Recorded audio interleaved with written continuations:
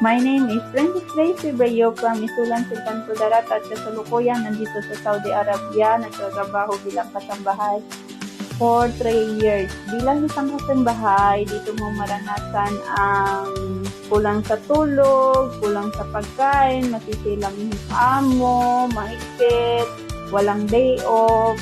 Akala ko dati, pag nag-abroad ka, makakaipon ka, matutulungan at mabigay mo ang pangangailangan ng iyong pamilya, pero hindi kasi maliit lang yung sahod. Tapos sa online, maraming nag-chat sa akin, ganito, ganyan, about sa online.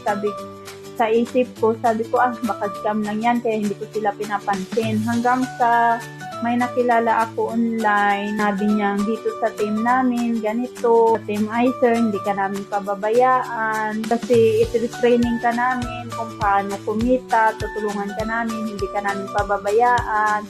Tapos hanggang sa pinakilala niya na yung mga OFW na kumita, umuwi, makapag-for good, at ngayon katulukuyang nang kasama yung pamilya nila, dahil di online business ng Team Icer.